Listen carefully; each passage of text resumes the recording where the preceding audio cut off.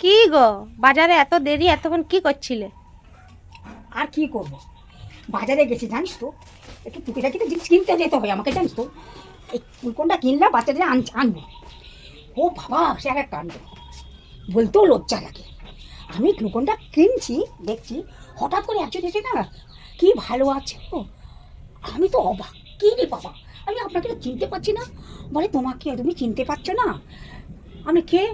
বলে ওই যে তোমার সঙ্গে আমার বিয়ে ঠিক হয়েছিল, তারপরে আমাকে জেলে নিয়ে গেল।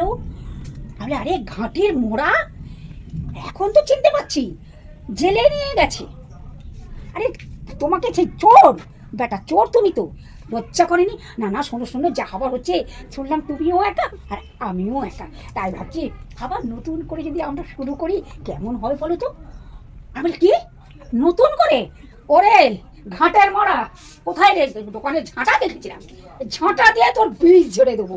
হ্যাঁ, আবার আমি তোর সঙ্গে আবার নতুন করে সংসার, তোকে মেরে জানিস তো, তোর ঘাটের মোড়া ঠ্যাংরা দিয়ে দেবো না, তোর বিয়ে করার স্বাদ ঘুচে যাবে।